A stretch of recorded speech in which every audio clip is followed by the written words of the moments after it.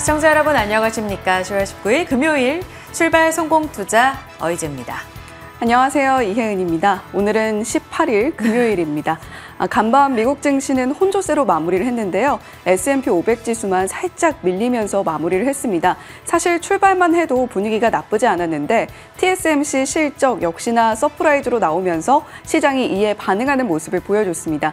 그와 함께 소매 판매 지표도 견조했던 모습이 미국 시장의 출발 분위기를 좋게 만들었는데요.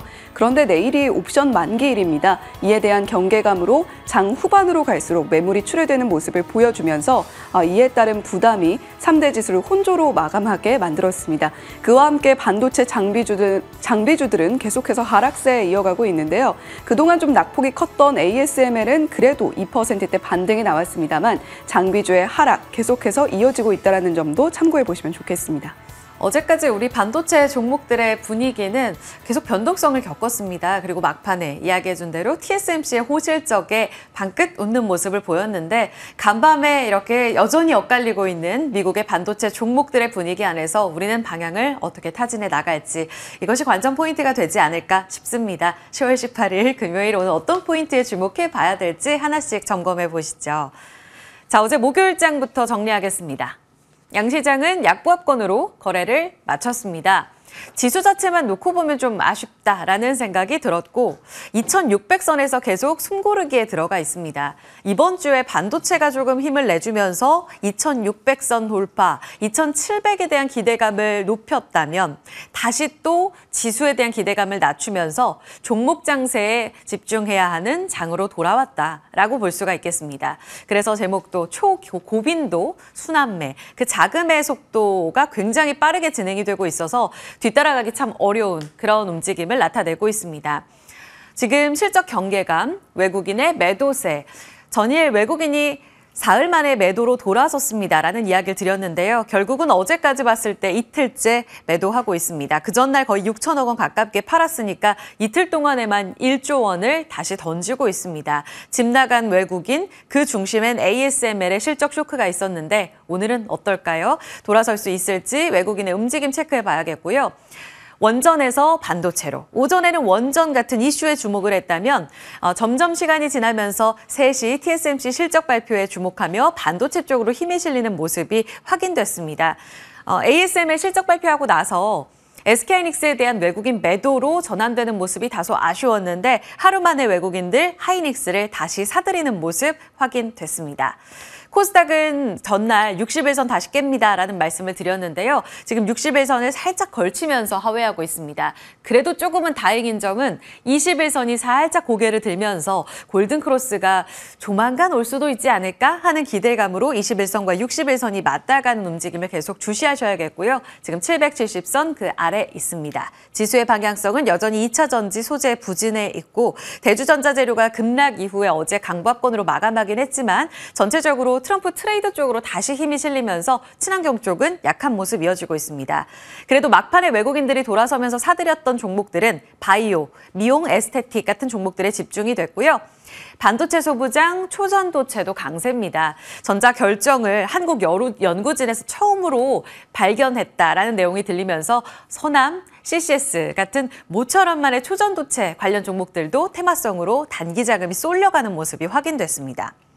어제 올라갔던 섹터들, 그래도 보면 지수의 약세와는 다르게 순환매의 양상을 띠면서 꽤 강했던 섹터들이 있었죠. 원전 대표적이고요. 변압기 전선, 방사는 여전히 목표가 상향 조정 계속 이어지면서 신고가 랠리입니다. 건설기계도 또 하나의 방산과 마찬가지로 트럼프 트레이드에 힘 실리는 섹터 중에 하나라고 보시면 되겠고요. 이미 미 시장에서는 은행과 비트코인 같은 트럼프 트레이드의 움직임이 조금씩 나타나고 있습니다. 이쪽으로의 연속성도 같이 체크해 볼 필요가 있는 섹터고요. 어제 조선 수주 상승 사이클 기대되는 움직임 속에 H현대미포가 컨테이너선 수주 모처럼 만에 따냈다는 소식에 강세 움직임을 나타냈습니다. 보시면 7%까지 고점 랠리가 이어지면서 직전 고점이 11만 1,600원까지 올라서는 모습이었는데요. 어제 11만 원 목전까지 다가섰습니다. 압도적으로 강한 움직임 보여주고 있고요. 한화엔진, 최근에 한화오션보다도 엔진 쪽으로 선박 엔진에 대한 경쟁력 경쟁력이 더욱더 부각이 되면서 이 두 종목이 조선 섹터를 견인하는 모습들이 이어지고 있습니다. 강세 움직임 눈에 띄었고요.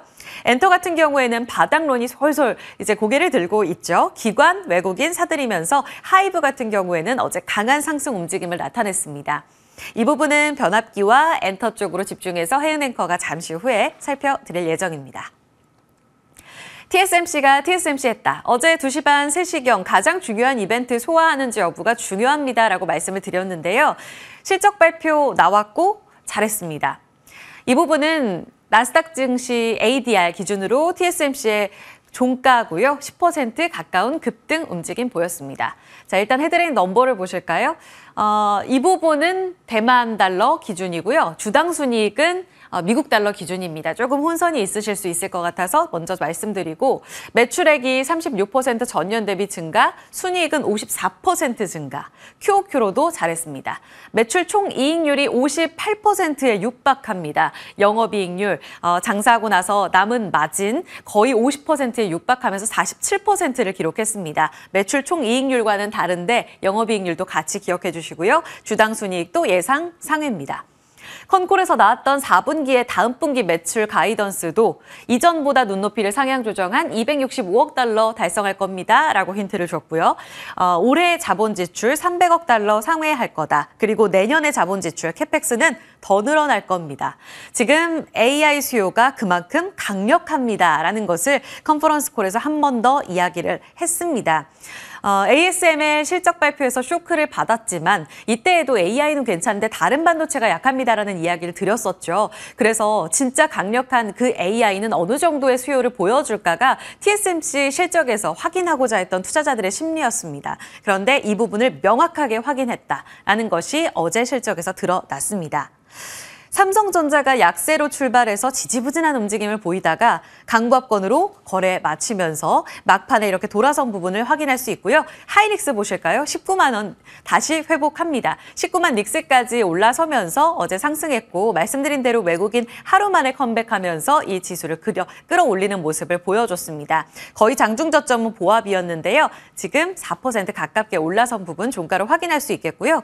제일 중요했던 건 에이직랜드입니다. TSMC 실적이 얼마나 반도체 종목들이 좋을까를 방증했던 종목 중에 하나입니다. 어제 강세 움직임을 보여줬던 장중 흐름, 그리고 TSMC 실적 발표 이후에 상한가로 직행하는 모습, 오늘의 연속성까지 기대가 되는 부분입니다. 다만 KB증권에서는 TSMC 실적 굉장히 긍정적인데 전반적인 이 모멘텀이 약화되고 있는 반도체 쪽을 봤을 때 아무래도 레거시 포함이겠죠. 당분간 차별화 장세가 지속될 거다라는 이야기를 남기고 있습니다. 연결고리에서 HBM 관련 종목들은 보다 자세하게 좀 점검을 해드릴 예정입니다. 자, 반도체 정리하고요. 전력 내러티브의 프리미엄으로 가겠습니다. 어제 실적 발표하면서 한 차례 더 확인했던 내용은 시장을 둘러싸고 있는 큰 두 줄기의 물줄기를 확인할 수가 있었습니다. 실적 경계감 때문에 지수가 좀 지지부진합니다라고 말씀드렸는데 결국 큰 틀에서 이제 어닝 시즌 실적 시작되기 때문에 첫 번째는 실적, 두 번째는 이제 대선 트레이드를 준비해야 하는 흐름. 이렇게 두 가지로 나눌 수가 있겠고요. 그 첫 번째는 반도체가 있고 여기에 물줄기를 따라가 보면 전력이 있습니다. 원전 같은 경우에는 어제 모멘텀으로 움직이기는 했지만 AI 반도체와 함께 움직일 수 있는 전력주, 그러니까 변압기와 전선 같은 종목들이 어제 원전과 함께 상승하는 모습을 보여줬습니다. 큰 틀에서 봤을 때 전력이라는 모멘텀을 갖고 있지만 결국은 실적으로 반영될 이 포인트까지 같이 연결지어서 살펴보셔야 될 것 같습니다. 자, 빅테크 원전 활용 계획, 어제 원전 모멘텀 속에 이 빅테크들의 큰 그림이 있어서 크게 반응한 모습이 있었는데요. 에너지 노스웨스트에 투자하고 엑스에너지에 투자하고 도미니언 에너지에 투자하고 5억 달러를 아마존이 이쪽에 돈을 쏟아붓는다라는 내용의 반응을 했습니다. 그전에 앞서서 탈렌에너지 데이터 센터를 인수하면서 전력을 공급받고 그리고 이것을 굴리려는 움직임, 아마존의 빅픽처가 완성되는 그런 모습을 보여주고 있는데요. 어제 이 때문에 잠시 후 등락률을 보여드리긴 하겠지만 두산 에너빌리티와 DLENC, 작년에 이 두 종목이 아마존이 투자한 엑스에너지에 투자한 바 있습니다. DLENC를 한 200억 원 정도, 두산 에너빌리티는 70억 원 정도 이미 엑스에너지에 지분 투자가 이루어졌다고 해요. 관련주로 엮이면서 급등한 모습을 보였습니다.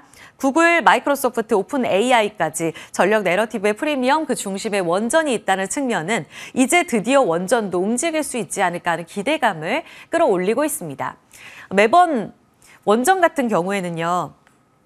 셀온의 주인공이었습니다. 항상 수주 소식 있을 때마다 당일 개장 직후에 끌어올리면서 출발, 갭상승하면서 그 시가 부근이 고점이 되면서 늘 힘없이 빠지곤 했었는데요. 어제 두산 에너빌리티는 꽉 찬 양봉을 기록하면서 8%가량의 상승 움직임을 나타냈습니다. 그리고 이 부분은 장기 차트입니다.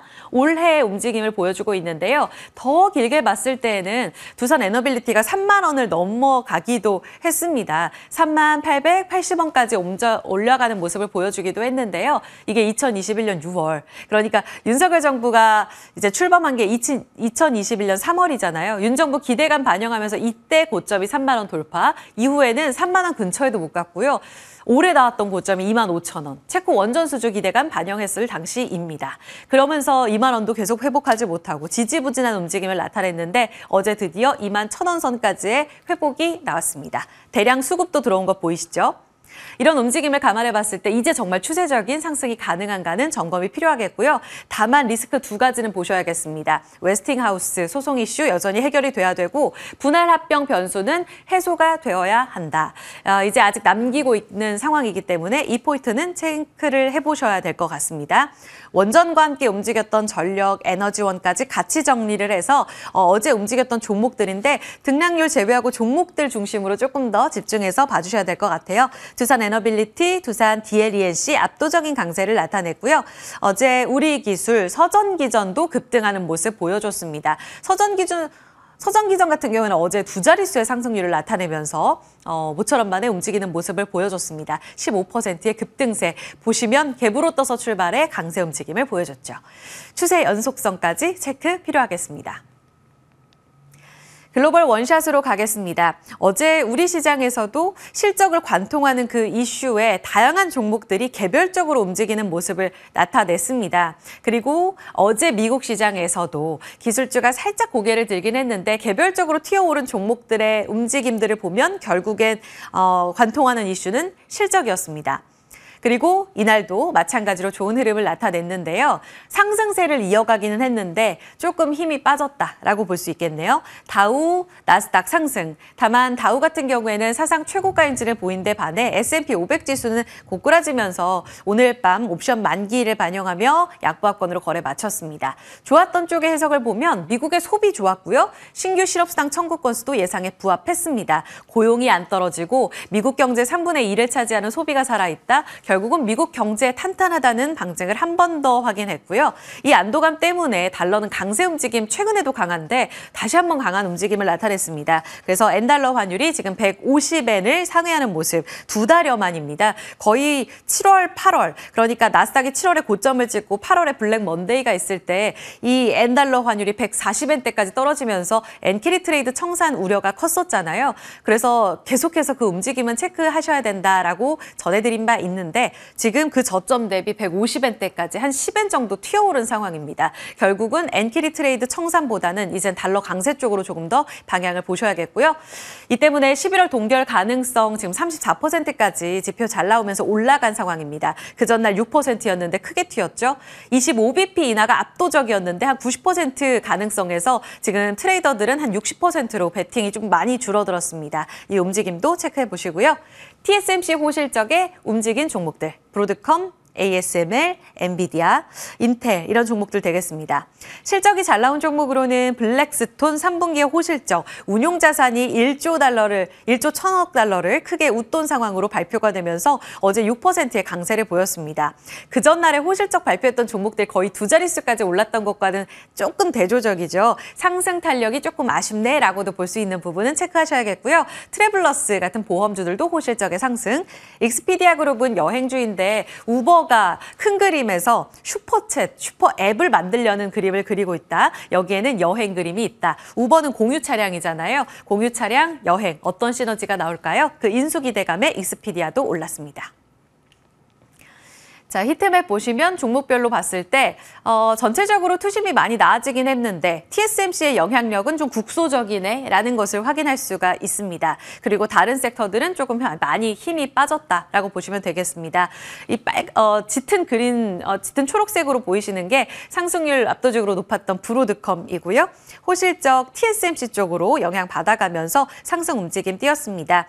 아까 말씀드린 대로 종가상으로 한 9.8% 올라간 TSMC는 장중에 11%나 급등하면서 시총 1조 달러를 강하게 웃도는 모습 확인이 됐고요. 마이크론 테크놀로지도 좋습니다.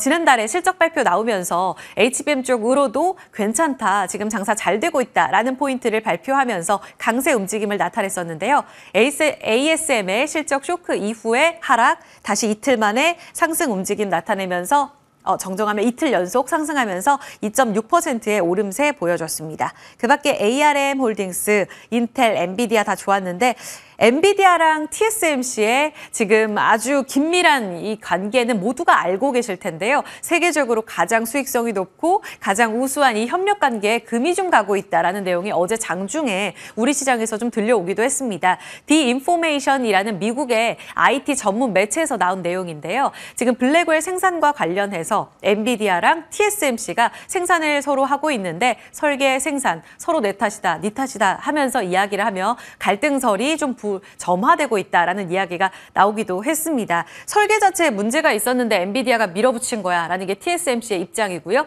엔비디아 쪽에서는 너네 생산에 좀 문제 있다, 우리만의 생산 라인을 만들어라고 압박하고 있는 상황이라고 합니다. 이 때문에 삼성전자가 반사이익을 누릴 수도 있다라는 이야기가 전해지고 있는 상황입니다. 그래서 이 내용 준비해봤습니다. 연결고리로 오늘 반도체는 반드시 좀 체크를 해보셔야 될 것 같아요. 첫 번째 반도체에서도 저희가 첫 번째 연결고리에서도 반도체랑 좀 같이 체크해보셔야 된다라고 말씀드릴 건데요. 일단 종목부터 정리하고 가시죠. 메모리 쪽에서는 일단 하이닉스 압도적으로 HBM의 점유율을 끌어올리면서 최근 ASML 실적 쇼크 이후에 가장 빠른 되돌림을 보이고 있고 앞서 보신 것처럼 19만 원 닉스까지 회복을 하고 있는 상황입니다. 그 밖에 관련 종목들의 움직임도 이렇게 쭉 보시면 일단 HBM 후공정단에서 최근 회복하는 모습 보여주고 있죠. 어제 한미반도체 3분기 실적 발표 나오면서 오전장부터 고점 움직임 좋았습니다. 다만 힘이 조금 빠지면서 마감을 하긴 했는데 결국은 TSMC 영향으로 한 6.9%의 상승 움직임, 결국 장중 고점까지 터치가 나왔군요. 막판에 다시 끌어올린 모습 인상 깊습니다. 하나 인더스트리얼 솔루션즈는 어제 TC본더 납품과 관련해서 SK하이닉스 쪽으로 승인 못 받았다라는 내용의 급락으로 출발했는데요. 결국 이런 반도체 종목들의 투심 회복에도 회복되지 못한 채 10%의 급락으로 거래를 마친 상황입니다. 다음으로 넘어가서요. 이 HBM 관련 종목들의 움직임과 연결고리로 체크해 볼 수 있는 부분. 반도체 종목들 안에서 어제 시간의 거래 움직임 나왔던 쪽으로만 6종목 거래대금 실린 쪽으로 모아봤습니다. 서플러스 글로벌이 한 8%가량 올랐고요. DI 반갑죠. YC, DI 이런 종목들의 움직임 HBM과 궤를 같이 하면서 급등 랠리를 보였던 종목입니다. 한미반도체는 시간의 거래에서도 좋았다는 점 체크해 볼 수가 있습니다. 자, 하나 더 체크해 보시면 지금 일본의 반도체 장비 도쿄 일렉트론 그 안에 텔이라는 장비 업체가 있는데요. R&D 센터 개소했습니다. 여기에 삼성전자 전영현 부회장 참석했습니다. 사과문 올리고 나서 첫 행보가 무엇일까? HBM 신설 조직에 인력을 재배치했고요. 두 번째 방문은 이제 일본 쪽으로 갔습니다.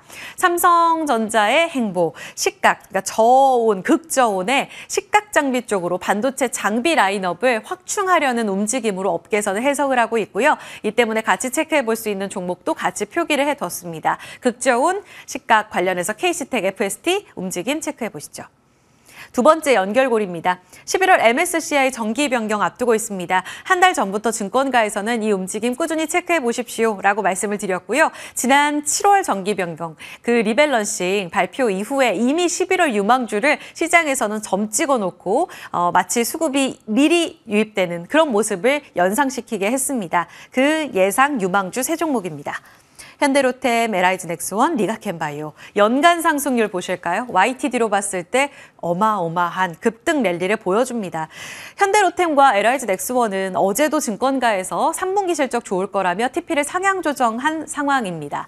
아직도 업사이드가 남아있나? 펀더멘털도 좋은데 MSCI 수급 편입까지 되면 패시브 자금 얼마나 들어올지, 이 글로벌 자금 추종과 관련해서 한국의 방산주들이 재평가될지 여부까지 기대가 됩니다. 리가켐바이오는 최근 고점에서 살짝 흔들리고는 있는데 투경 종목 지정된 이후에 조금 변동성이 있거든요. 이 움직임은 체크가 필요하겠습니다. 편출 예상 종목들도 체크해 보시고요. 여기에는 대다수 좀 약한 움직임을 보이는 종목들인데 KT 같은 경우에는 최근 신고가 랠리를 보였습니다. MS, 마이크로소프트와의 협업 움직임, 그리고 배당 움직임으로 기대감 컸었는데 여기에 타격이 있을지는 보셔야겠습니다. 자, 마지막으로 계열사 파업발 공급망 리스크, 지금 계열사에서 노조 파업에 들어가게 되면서 부품 공급에 좀 차질을 받고 있다라는 내용이 전해졌고요. 현대기아차 지금 단독 보도로 나온 것이기 때문에 팩트 체크는 필요합니다. 그래서 지금 직접 생산까지 검토를 해야 하는 그런 상황이다라는 이야기도 들리고 있고요. 두 번째 악재는 현대차 인도법인 어제까지 IPO였었잖아요. 구주 매출 관련해서 처음에는 많은 큰손들이 몰렸다 했는데 IPO 지금 청약률이 이틀 정도에 한 42%밖에 안 됐다고 해요. 그런데 막판에는 한 90%까지 끌어올렸다는 업계 이야기도 들리고 있습니다. 막판에 낙폭을 줄이긴 했지만 어제 그 여파 때문에 현대차는 4%의 약세, 기아 그리고 인도 관련해서 그 부품주로는 SL화신, 서현이화 기대감 컸었는데요. 이쪽으로 단기 변동성 있을지 움직임까지 보십시오.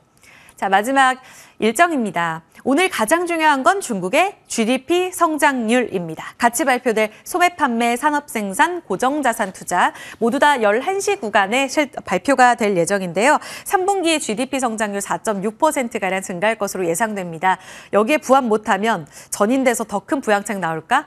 혹은 여기에 부합하게 되면 진짜 조금씩 살아나나? 어느 쪽으로 나오더라도 해석이 좀 분분할 수는 있습니다. 이와 함께 10월 24일 전인대까지 중국의 연결고리 체크해 보시면서 계속 중국 지표는 조금 더 민감도 높게 확인해 보셔야 된다라는 말씀까지 드리겠습니다. 자, 시장 움직임 쭉 점검을 해봤습니다. 업체 섹터로 넘어가 보도록 하죠. 오늘 어떤 섹터 볼까요? 예, 앞서서 짚어주셨습니다만 어제 원전주들이 좀 탄력을 받아줬습니다. 네. 미국 시장의 영향이었죠. 자, 그렇다면 원전주가 자극을 받은 지금 그 온기는 어디로 번질 것인가 다시 한번 좀 생각해 볼 필요가 있을 것 같아서 오늘은 전력 설비 관련해서 좀 이야기를 해보려고 합니다. 어제 전해드린 원전 관련해서 조금 더 한 번 더 좀 깔끔하게 정리를 해봤습니다. 빅테크가 지금 원전 관련주들 자극을 하고 있죠. 아마존이 버지니아주 에너지 기업 도미니언 에너지와 함께 SMR 개발 계약 체결했다라는 소식이 특히 어제 원전주들을 전반적으로 자극하는데 굉장히 큰 영향을 미쳤습니다. 그뿐만이 아니라 에너지 노스웨스트와도 4개의 SMR 건설 지원 사업 전개를 하겠다라는 소식도 들려왔죠. 그러니까 원전이 기존의 대형 원전에서 소형 모듈 원전으로 패러다임이 좀 바뀌고 있는 듯한 그런 모습이 감지가 되고 있습니다.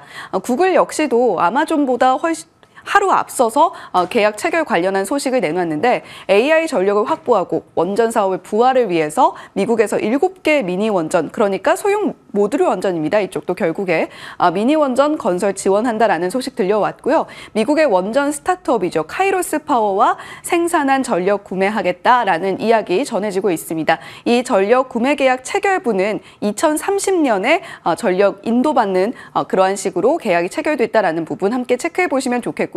마이크로소프트는 그보다 앞서서 9월에 미국의 원자력 발전 1위 기업입니다. 컨스텔레이션 에너지와 20년 동안 데이터 센터에 공급이 될 전력 계약 체결했다라는 소식도 들려온 바가 있습니다. 그와 함께 미국 최대의 원전 사고라고 이야기가 되고 있는 스리마일섬 원전 1호기의 상업용 운전도 2028년에 재개된다라는 소식, SMR뿐만이 아니라 대형 원전도 결국에는 이렇게 탄소를 조금 더 줄일 수 있는 없는 전력 에너지 생산으로 이어지는 와중에 주목을 받을 수밖에 없겠다라는 부분이 자극을 했습니다. 바이든 행정부도 차세대 원자력 기술 젠3 플러스 SMR 개발과 배치에 9억 달러를 투자하겠다라는 소식도 함께 들려온 바가 있는데요.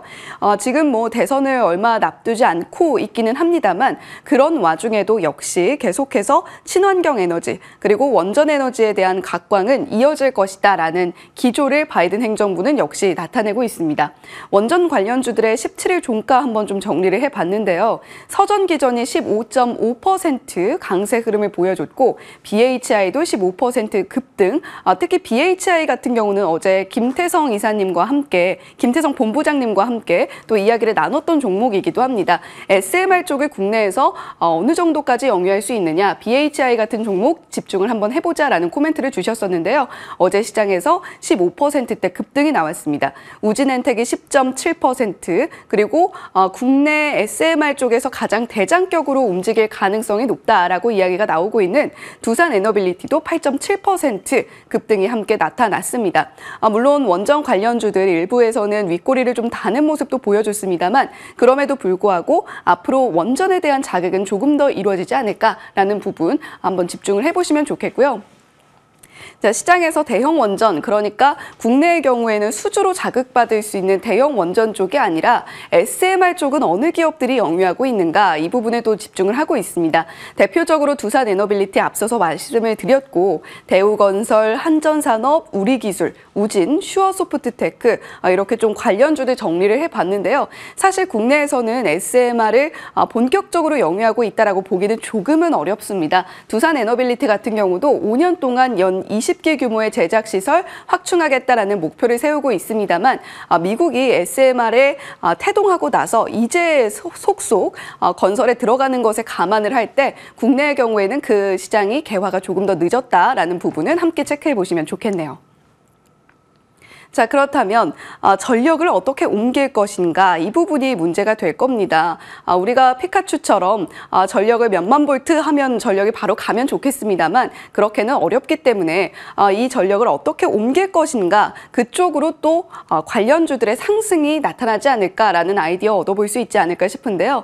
EIA에서 데이터 센터 급증과 또 굉장히 많이 덥죠. 폭염 영향으로 에어컨 사용량이 증가할 것이다. 따라서 2050년이 되면 현재 전력 사용량의 2배에 달하는 전력을 사용하게 될 것이다 라는 관련한 보고서를 내놨습니다. 이 전기 수요 예측치가 지난해 대비해서 6% 상향 조정이 되기도 했는데, 자, 그렇게 된다면 결국에 전력 수요가 늘어난다라는 이야기이고 전기 생산 시설을 확충해야 되겠고요.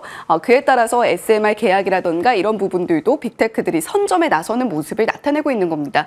이렇게 그래도 전기 생산 시설을 확충하다 보면 전기 생산량이 늘어날 테고 이 전기를 어떻게 효율적으로 운반을 할 것인가, 이쪽으로 아이디어가 옮겨가게 됩니다.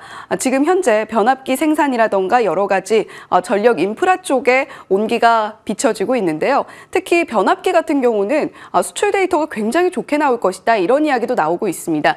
이미 지금 현재 수출한 물량이 전년과 비교했을 때 전년 수출한 것보다 플러스 87% 나타나고 있다, 이런 이야기도 나오고 있고요. 역대 최고 실적을 기록할 것이다 라는 이야기도 나오고 있는 만큼 지금 이제 실적 시즌을 맞이하고 있는 상황 속에서 전력기기, 변압기 쪽을 다시 한번 바라볼 이유는 좀 충분해 보입니다. 중고압 변압기부터 개폐 장치까지 관련주들 한번 정리해봤으니까요. 참고해 보시면 좋겠습니다. 자, 짜리까지는 아니지만 그 짜리까지 아니었던 이유는 최근에 수급이 살짝 빠져나가는 모습을 보여줬기 때문이었습니다. 16일 기준으로 LS 일렉트릭의 경우에는 외인 순매도 6위 자리에 재룡전기는 코스닥 기준으로 순매도 14위에 이름을 올렸습니다. 사실 그 전에도 LS 일렉트릭이라던가 재룡전기 조금씩 야금야금 팔아치웠던 외인이기 때문에 어제 돌아온 수급이 하나의 시그널이 될 수 있지 않을까라는 아이디어가 좀 떠오르더라고요. 외인 순매수 기준으로 코스피에서 일진전기가 외인 순매수 4위에, 9위에는 LS 일렉트릭이 이름을 다시 올렸습니다. 코스닥에는 11위에 재룡전기가 이름을 올렸고요. 자, 이렇게 외인들의 수급에 힘을 받은 영향일까요? 일진전기가 16.3% 급등이 나왔고 이뿐만이 아니라 전기자가 붙은 관련 종목들이 이렇게 상승하는 모습이 나타냈습니다. LS 일렉트릭도 1.9% 상승이 나타났고요. 전선 케이블 관련주들도 저희가 놓치지 말고 가져가야 될 텐데 일진전기가 16.3% 역시 이렇게 나타나고 있습니다. 가온전선, 대원전선, 전선이 들어간 종목들 함께 상승을 누려줬으니까요. 오늘도 그 상승세 이어질 수 있을 것인지 한번 지켜보시면 좋겠습니다. 자, 그리고 전력을 효율적으로 운반하는 데 있어서 전력의 저항을 줄이는 게 굉장히 중요할 겁니다. 어제 갑자기 또 초전도체 관련주들 상승이 나타났는데요. 사실 이런 전력 설비가 올랐다라는 부분에 기인했다라기보다는 이 소식이 영향을 미쳤습니다. 한국연구진이 초전도체의 비밀을 푸나라는 헤드라인이 있었고요. 액정 전자결정을 세계 최초로 발견했다라는 소식이 들려왔는데 연세대 연구팀의 연구였습니다. 고체 물질 속의 전자가 액체와 고체의 특징을 모두 갖는 전자결정 조각을 발견했다라는 소식인데 사실 랩실 차원의 연구이기 때문에 실제로 상용화가 될지 그리고 초전도체로서 인정을 받게 될지는 아직 조금 더 지켜봐야겠습니다만 초전도체 관련주들 상승 탄력을 어제는 확실히 받아줬다라는 부분 함께 체크해 보시면 좋겠습니다. 자, 헤드라인 돋보기입니다. 엔터 관련주, 사실 4분기에 대한 기대감에 대한 이야기는 많이 나오고 있는데 그럼에도 불구하고 주가 상승을 만들어내지는 못하고 있다가 어제 갑자기 하이브가 7% 급등했습니다. 이제는 바닥인가라는 인식이 시장 곳곳에 스며들고 있는 듯한데요. 한화투자증권의 박수영 연구원이 하이브에 대해서 탑핑 유지하면서 매수가는 살짝 목표가는 살짝 하향 조정을 하는 모습을 보여줬습니다. 그럼에도 불구하고 엔터주 4분기에는 이제 3분기 실적의 터널을 지나서 반등하는 모습을 확실하게 보여줄 수 있지 않을까 이런 이야기를 하고 있는데요. 3분기에도 역시 실적 부진은 지속이 될 전망입니다. JYP 엔터테인먼트의 경우에는 영업이익 전망치가 한 달 전에 기대했던 바보다 3.5%가량 하향 조정, FN가이드 기준입니다. 하이브의 경우에는 6.8% 또 역시 하향 조정이 됐습니다. SM은 영업이익 추정치가 축소가 됐고요. 그리고 YG 엔터테인먼트의 경우에는 영업이익 추정치가 한 달 전만 해도 그래도 흑자를 내지 않을까 했는데 손실이 오히려 예상이 되고 있다라는 이야기 나타나고 있습니다. 추가적으로 하락이 점쳐지는 요인들은 아무래도 앨범 판매가 지속적으로 위축이 되고 있고 파리올림픽으로 인해서 공연을 못했던 것이 실적에 그대로 반영이 될 것이다 라는 이야기도 나오고 있죠. 거기다가 대형 IP, 예를 들어서 하이브의 BTS라든가 이러한 대형 아이돌들이 활동이 좀 부진했습니다. 이에 따라서 역시 좀 이런 부분들이 영업이익에 영향을 미칠 것이다 라는 이야기가 나타나고 있고요. 그리고 신인들을 준비하는 데는 굉장히 막대한 비용이 들어갑니다. 신인들이 대거 출연을 하면서 비용이 좀 많이 들었다라는 부분들도 함께 참고해 보시면 좋겠습니다. 그럼에도 불구하고 외인과 기관의 수급이 유입되고 있다는 점, 그리고 4분기에 들어서면 BTS의 진이라던가 엔터 4사의 주요 라인업들이 그래도 컴백을 하면서 대형 IP들이 활동을 활발히 전개할 것이다라는 기대감, 그리고 이 과정 속에서 밸류 부담이 낮아졌다는 점도 엔터주를 긍정적으로 보는 시각에 영향을 크게 미치고 있습니다. 자, 그렇다면 특히 하이브를 중심으로 조금 더 지켜보겠습니다. 하이브가 CEO가 직접 등판해서 주가가 7% 급등했다라는 헤드라인 가지고 있고요. 그리고 무엇보다 단독으로 나온 기사이기 때문에 주의는 필요하겠습니다만 위버스가 12월 1일부터 새로운 유료 멤버십을 강제 도입한다라는 소식이 들려왔습니다. 이 소식도 하이브의 주가 상승에 영향을 미쳤다라고 이야기를 하는데 위버스의 경우에는 음악이라던가 굿즈 판매라던가 팬 이벤트, 다양한 수익 창출 수단으로서 하이브의 주요 이익 창출의 요인이 되고 있습니다. 이에 따라서 이런 위버스의 유료 멤버십 강제 도입 이 요소도 하이브의 주가 상승에 영향을 미쳤고요. 그리고 이제는 점차적으로 뉴진스의 악재를 넘어서고 있는 것인가 이런 이야기도 시장에서 흘러나오고 있습니다. 가장 중요한 것은 15일 나왔던 4천억 규모의 전환사채 발행 공시일 텐데요. 기존에 있었던 2021년에 발행했던 풋옵션 행사에 대해서 이제 전환사채를 통해서 자금이 모두 조달이 됐고 현금 유동성에도 문제가 없다라는 코멘트가 CEO를 통해서 흘러나왔습니다. 이에 따라서 하이브가 악재를 차츰 해소해 나가는구나라는 인식과 함께 주가 상승이 나올 수가 있었고요. 위버스 관련주들, 버블 관련주들, 팬 서비스 관련해서 우리가 지켜볼 만한 종목들도 함께 체크해 보시면 좋겠네요. 자, 이렇게 오늘 원전이 자극한 전력 설비, 변압기 관련주들 그리고 헤드라인 돋보기를 통해서 엔터 관련주들까지 이야기 나눠봤는데 우리가 시장 전략 어떻게 가져가야 될지 잠시 후에 조금 더 자세하게 만나보시죠.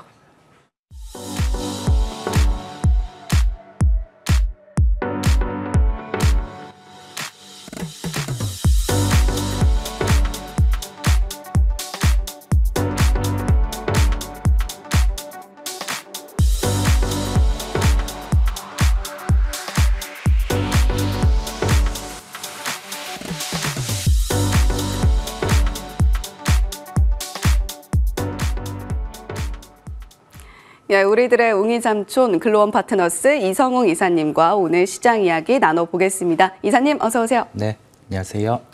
예, 반도체 이야기를 좀 해봐야 될 것 같습니다. ASML의 실적 발표에 깜짝 놀랐던 시장이 TSMC 실적을 보고는 역시는 역시구나 이런 생각을 했던 것 같습니다. 어제 특히 에이징랜드가 TSMC와의 협업 이슈로 곧바로 상한가에 안착하는 모습을 보여주기도 했는데 반도체 종목들 대체 어떻게 좀 투자를 해야 되는 건지 가늠이 좀 잘 서지 않기도 하는 것 같아요.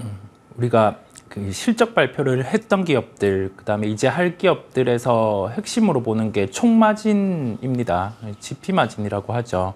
이 부분이 중요한 이유가 보통 우리가 예상치에 대비해서 당연히 상회를 해야 되겠고 과연 어느 정도 수치가 나오는지를 주목을 하는데 TSMC 같은 경우는 총마진이 50% 후반대 57%대가 나왔죠.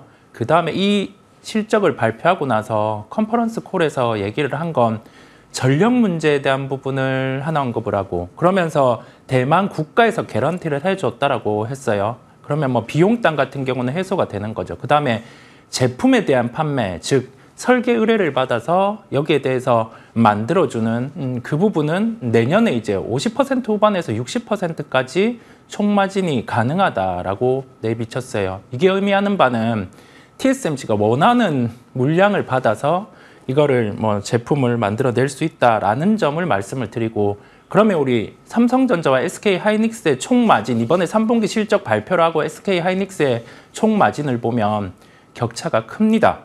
이거는 인정을 하고 가는 거고요. 그 다음에 범용 반도체 쪽 같은 경우는 우리 3분기 예상 실적 대비해서는 좀 좋지 않게 나올 수 있어요. 그렇다 보니까 TSMC는 TSMC 개별대로 지금 유리한 거고요. 엔비디아는 엔비디아 개별대로 유리한 상황. 블랙엘 이 부분의 수요를 감안하면 2분기, 3분기에 병목 현상이 있었던 실적 같은 경우를 커버하고도 보여줄 거다 보니까 여기에서 우리가 핵심되는 거를 생각해 보는 거예요. 반도체보다 더 큰 걸 생각해 보는 겁니다.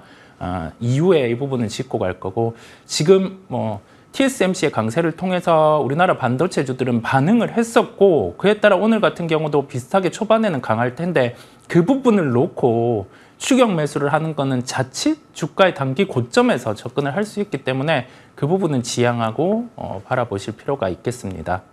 예, TSMC의 실적 발표가 우리 반도체 종목들의 투심에 좀 전반적으로 끌어올려주는 역할을 할 수 있지 않을까라는 기대도 했는데 TSMC는 TSMC의 개별 호재로 그리고 엔비디아 역시도 개별 호재로 움직이는 모습들 나타내고 있다라는 이야기 해주셨습니다.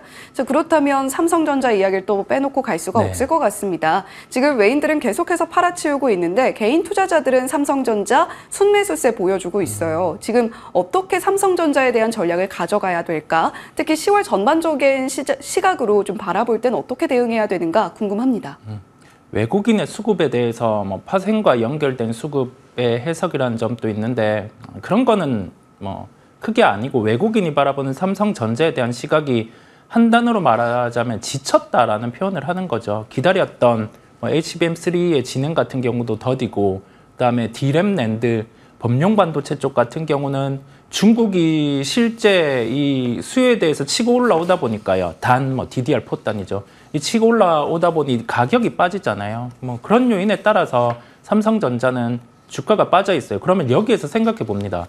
외국인의 파는 강도 줄어드는 걸 좀 확인할 필요가 있고요. 그러면서 언제 되사는지 그런 부분을 같이 확인할 필요가 있어요. 다만 이제 하루에 한 500만 주 정도 매도가 나오더라도 가격에 대한 변동폭이 줄어들었다라는 거예요. 이 전조 증상은 어느 정도 바닥을 잡는 형태가 나올 수 있다라는 점이고요. 58,000원대 이렇게 빠지면 가격 복원도 지금은 나타나기 때문에 좀 한 8분 응선은 넘어선 수급 흐름이지 않을까라고 추측을 해봅니다. 그러면 대응 같은 경우는 어떻게 하냐면 전자 같은 경우를 보시는 분, 뭐 추가 매수를 원하시는 분 같은 경우는 위로 주가가 이렇게 단기로 올라갈 때 이제는 뭐 65,000원, 7만원 가겠지라고 해서 매수를 하기보다 밑으로 깔아서 좀 보시면 될 것 같아요. 뭐 58,000원대 후반 이렇게 뭐 장중에 밀리거나 주간으로 밀리거나 월간으로 밀리거나 이런 형태가 나타날 때 조금씩 채우시는 전략, 그렇게 한 개 보시면 되고, 대형 반도체 쪽을 플레이할 때는 지금은 하이닉스 단기적으로 가격 부담은 있어요. 하이닉스가 밀렸을 때가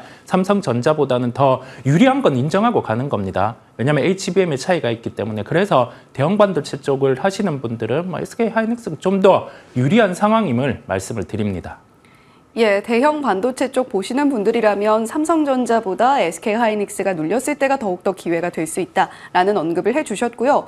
지금 뭐 삼성전자의 경우에는 외인들의 매도세가 어느 정도까지는 8분 능선을 넘어섰다라는 표현과 함께 거의 대부분 이루어지고 있는 것 같다라는 이야기도 해주셨습니다. 그 부분도 함께 참고하시면서 삼성전자에 대한 투자 전략 세워가시면 좋겠네요. 자, 그렇다면 이사님, 오늘 또 시장에서 반도체 좀 초반에 강하다가 힘이 좀 빠질 가능성도 있다라고 이야기를 해주신 것 같은데, 또 이야기 나눠봤던 종목들 PSK 홀딩스, 이수페타시스, 원익 IPS, 이오테크닉스 이런 종목들이 있었습니다. 이런 종목들은 좀 소부장 쪽은 어떻게 대응하는 게 좋을까요? 소부장은 아직 때가 아닙니다. 왜냐하면 지금 뭐 올해 말 같은 경우에도 올해를 놓고 장비 투자란 건 진행이 안 되다 보니까 시장이 IT 쪽 반등 나오면 이제 뭐 소재 장비 좋아지지 않을까라는 기대감으로 매수가 들어오는데요. 이거를 추격 매수할 필요는 없고 좋은 기회는 연말쯤 준다라고 보입니다. 왜냐하면 디램 쪽에 보안 투자든 여기에서 추가로 라인을 깔아야 되든, 라인은 안 깔더라도 만약에 노후 장비가 있으면 이거를 리페어하든 새로운 장비를 여기에 넣든 그 부분은 연말에 진행이 될 거다 보니까요. 일부 지금 한 군데씩은 SK 하이닉스향으로 장비 수준은 나오고 있어요. 다만 큰 부분은 연말에 진행이 될 거고, 삼성 밸류 체인의 HBM 장비라든지 이쪽은 예상보다 장비 같은 경우에 납품이 좀 늦어질 수 있어요. 그렇다 보니까 이와 관련된 종목들은 급하게 안 봐도 된다라는 말씀을 함께 드립니다. 예, 소부장 쪽의 경우에는 급하게 볼 필요가 없다라는 이야기 해주셨고요. 자, 이제 좀 시선을 옮겨서 원전과 전력 설비, 변압기 관련주들 이야기도 좀 해볼까 합니다. 지금 뭐 미국의 빅테크 기업들이 SMR 기업들과 스타트업들과 속속 계약 체결을 맺으면서 국내 원전주들도 자극을 받았단 말이죠. 그리고 전력 설비 관련주들도 함께 역시 움직이는 모습을 보여주고 있습니다. 이러한 흐름이 얼마나 이어질 수 있을 것인가, 그리고 특히 원전주의 경우에는 반등세가 본격적으로 시작됐다고 봐도 될까, 이러한 궁금증이 생기거든요. 소형 모듈 원전이 왜 지금 수주가 본격화되는지를 생각해보면 우리 미국의 IRA 보조금을 받기 위해서는 지금 수주가 나와야 됩니다. 왜냐하면 소형 모듈 원전 같은 경우는 실제 이거를 수주를 받고 만들 때까지 한 5, 6년이 걸리기 때문이고요. 그렇다 보니까 지금 나오는 수주가 일회성은 아닙니다. 이제 계속 나올 수 있는 거죠. 그 다음에 미국의 빅테크 기업들이 택한 게 RE100이라고 해서 신재생 에너지 쪽 같은 경우를 활용을 하는 방안들을 생각했는데, 여기에 이제 원전 같은 경우도 함께 고려가 됐어요. 그런데 이제 택한 거죠. 원전으로 방향을 택한 겁니다. 그래서 데이터 센터 기업들 같은 경우가 모두 소형 모듈 원전을 적용해서 진행을 하는 거고요. 어제 TSMC 컨퍼런스 콜에서도 우리 봤듯이 에너지의 문제 같은 경우는 지속될 가능성이 높아요. 국제에너지기구에서도 그런 멘트를 했죠. 지금 일본 한 국가가 쓰는 에너지 소모가 나타나고 있다라는 얘기까지 했어요. 그러면 이 산업재 사이클 같은 경우는 단기가 아닙니다. 주기가 길어요. 주가 변동성은 있을 수 있지만, 대세는 지금 디램 낸드 가격 빠지고 여기에서 바닥은 어디고 겨울이 왔니 봄이 오니 그걸 따지기보다 더 큰 걸 보자라는 거죠.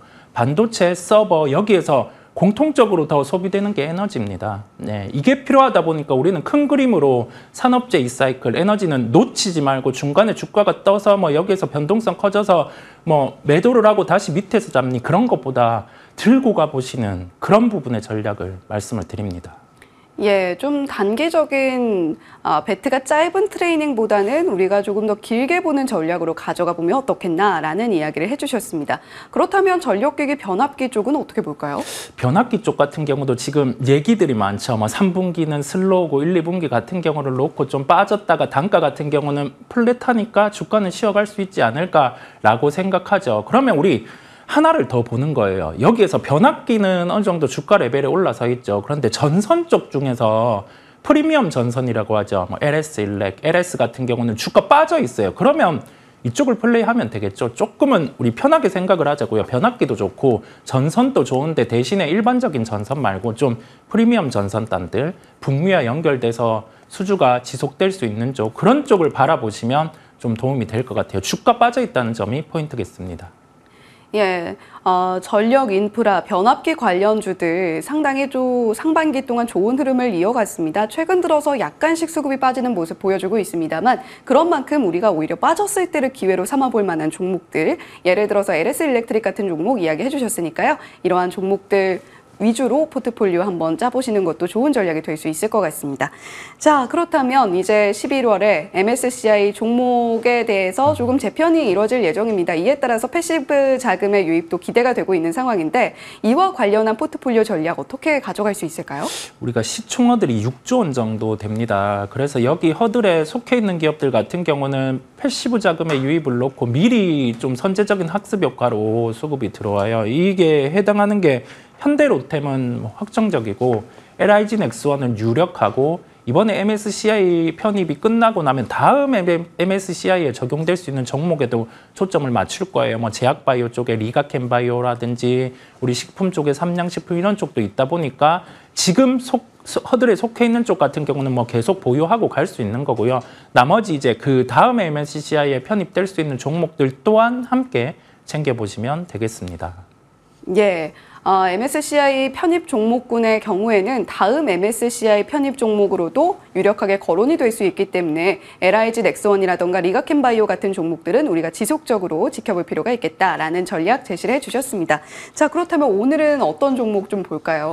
대세는 에너지라 해놓고 다른 쪽을 제가 가지고 왔네요. 은행 불일치인데요. 그럼에도 불구하고 우리 지금 가깝게 발생할 수 있는 이벤트에 초점을 맞춰봤습니다. 미국 대선입니다. 예. 대선은 변수죠. 불확실성이기도 합니다. 지금은 뭐 트럼프 후보가 득세하고 있는 상황이다 보니까 뭐 종목 중에서 뭐 재건 쪽 같은 경우도 부각이 돼요. 그런데 어떤 후보가 당선되든 인프라 투자와 관련해서는 그 새로운 임기 초기 때는 나머지 후반부보다는 가장 많은 예산이 소요가 돼요. 그래서 인프라 관련주를 같이 보는 거죠. 말씀드릴 종목은 전진건설 로봇입니다. 미국 대선과 함께 재건 이슈에 부각 가능성이 있고 실제 뭐 북미, 해외 이쪽으로 납품을 하고 있는 기업, 완제품을 납품하고 있는 기업이다 보니까요. 이 부분을 놓고 살펴보는 거고 주가는 또 신규 상장주였다 보니까 빠져 있어요. 크게 부담이 없는 구간이죠.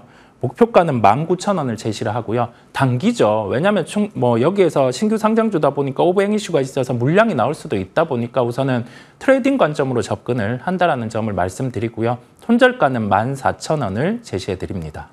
예, 이제 미국 대선이 11월 5일에 진행이 되게 될 예정인데 트럼프 후보가 점차적으로 지지세를 결집하고 있습니다. 이러한 모멘텀을 활용해서 우리가 조금 짧게 트레이딩할 종목이 뭐가 있을까라는 관점에서 인프라 관련주 전진건설로봇 오늘 시장에서 지켜보자라는 이야기 전해주셨습니다. 지금까지 글로원 파트너스 이성웅 이사님과 이야기 나눠봤습니다. 오늘 말씀 고맙습니다. 네.